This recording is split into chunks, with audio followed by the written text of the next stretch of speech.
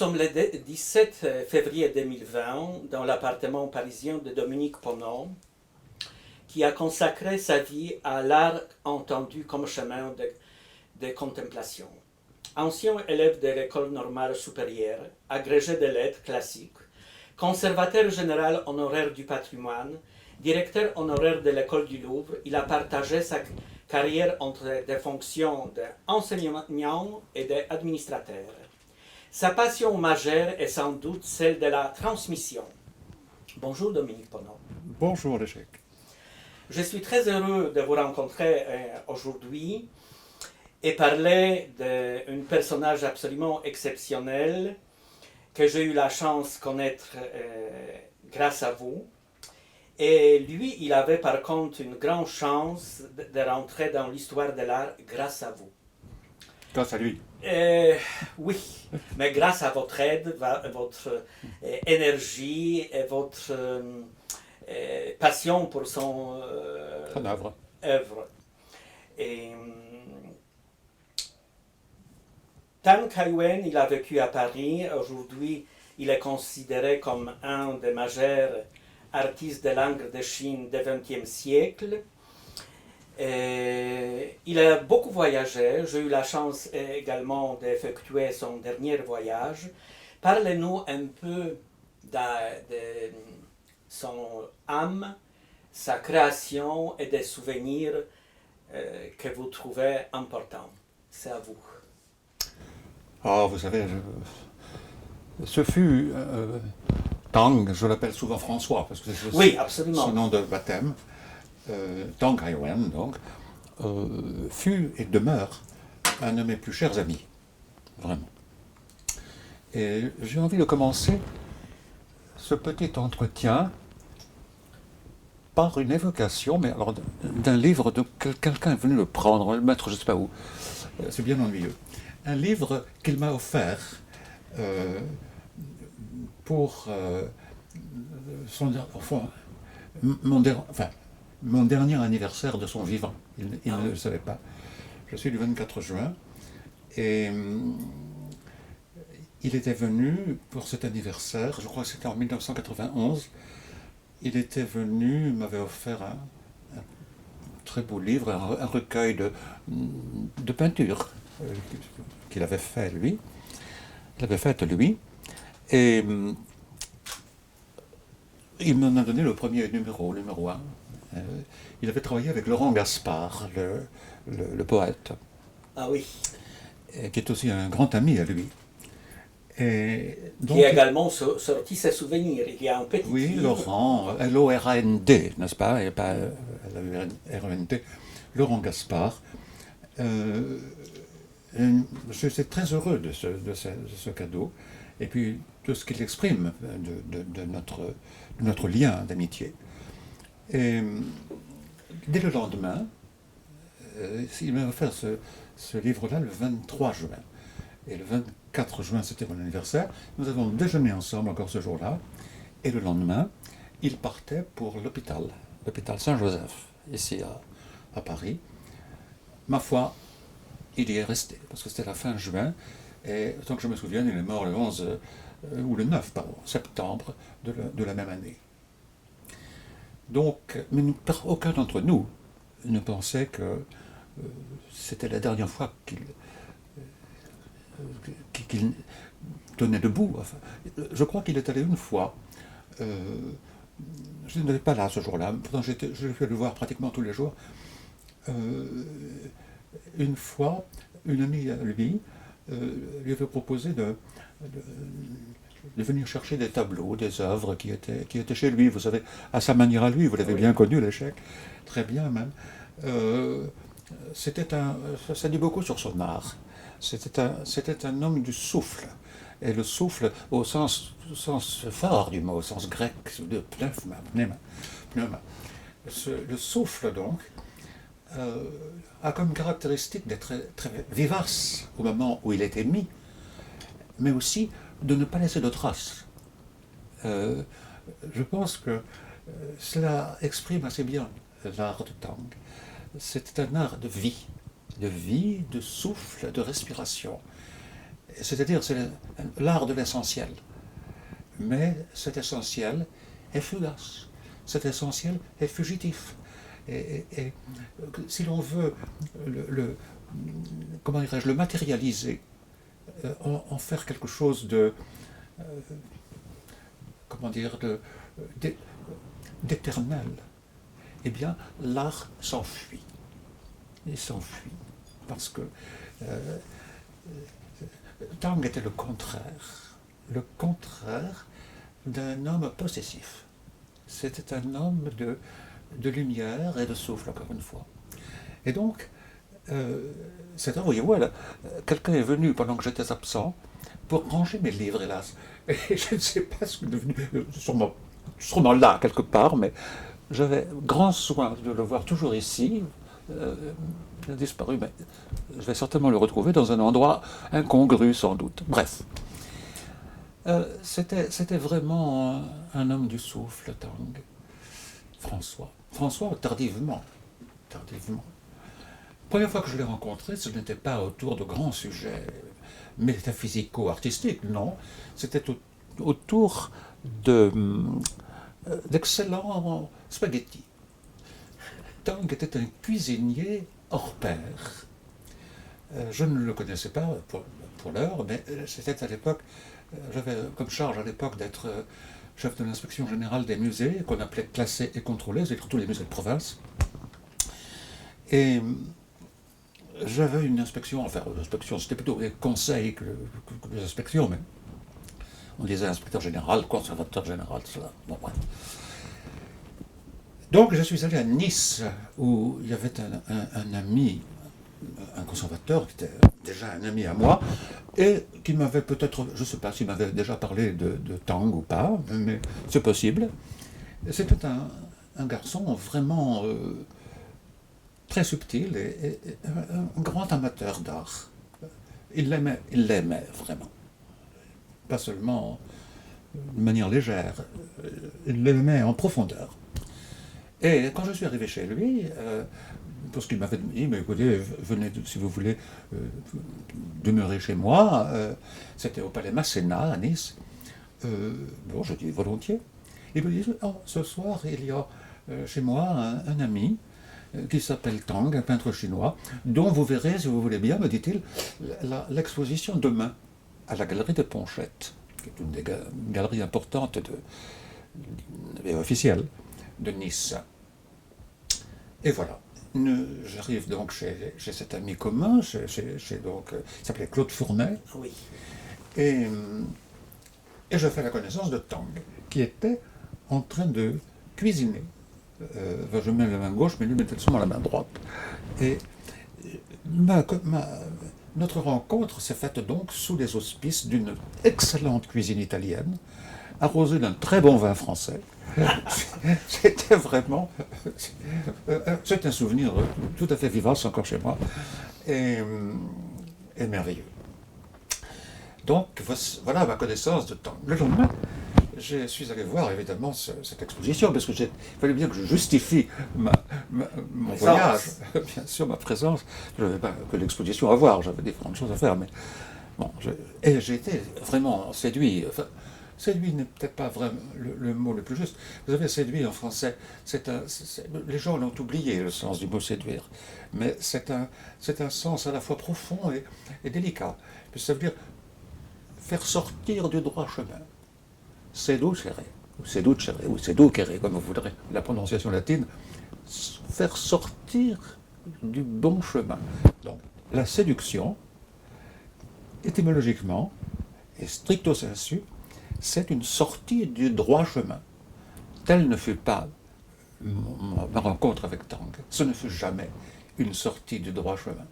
Ce fut une rencontre de vérité profonde, qui prit toute la personne, qui vraiment nous a nourris. Enfin, m'a nourri, moi, j'espère l'avoir un peu nourri moi aussi, je ne sais pas, mais il m'a nourri avec des spaghettis, mais pas seulement. Non, puis c'est très bien, ça fait la cuisine. Alors après, j'ai goûté sa cuisine, pas seulement italienne, mais chinoise, française, c'était un as. Et Donc, voilà les auspices un peu matériels, peut-être, matérialistes, diraient certains, de notre rencontre, mais après tout, comme dit Peggy, car le spirituel est lui-même charnel, et donc ce qui n'est pas charnel n'est sûrement pas spirituel, du moins dans notre perception humaine. Et Tang était un homme de ces rencontres-là, entre le spirituel et le charnel. Donc j'ai vu cet art. Je n'étais pas bien au courant, je suis toujours peu d'ailleurs, mais j'étais encore plus mal au courant du génie chinois. Et j'en connaissais un petit quelque chose, mais c'est Tang qui m'a permis d'y entrer vraiment. D'entrer dans peut-être quelque chose qui ressemblerait à son secret, et en particulier dans la,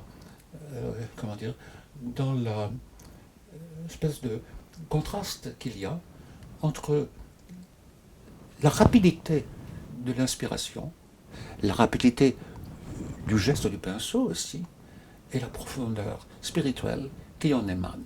Ce qui signifie, je crois, que pour être un bon peintre, surtout en Chine, il faut, et ce fut le cas de François Tang, il faut vraiment... j'ai oublié le début de ma phrase, voyez ce que c'est que d'en parler trop, en tout cas.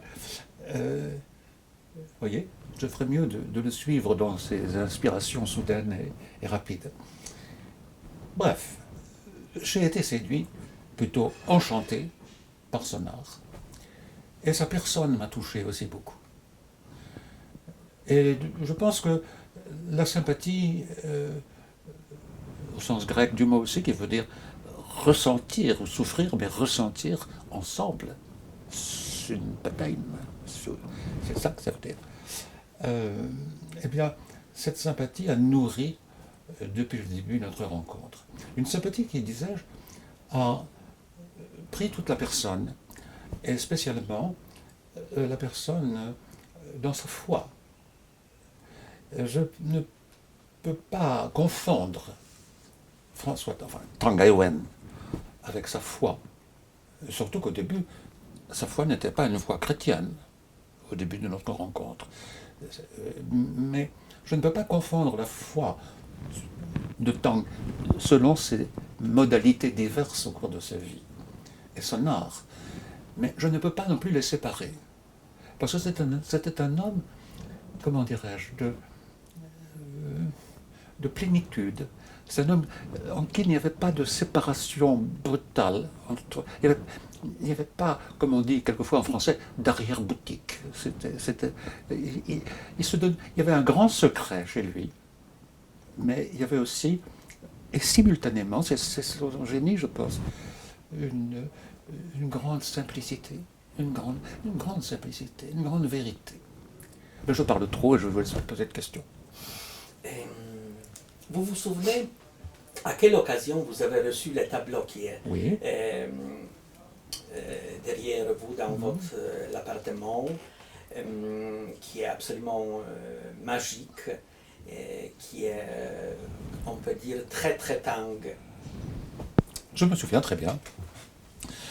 C'était c'était plusieurs années après notre rencontre, et j'allais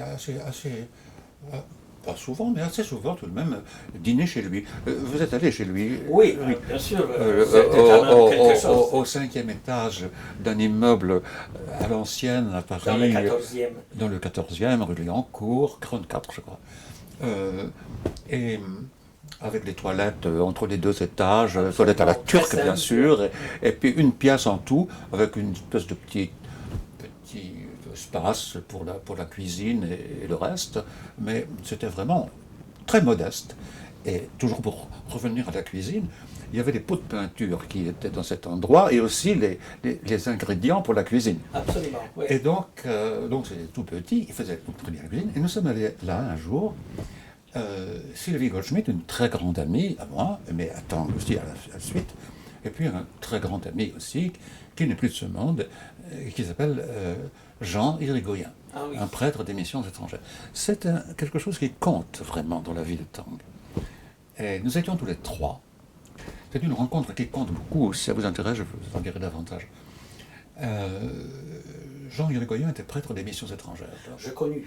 Vous l'avez connu, bien sûr. Un homme de très grande intelligence, oui. Énorme d'esprit et d'humour.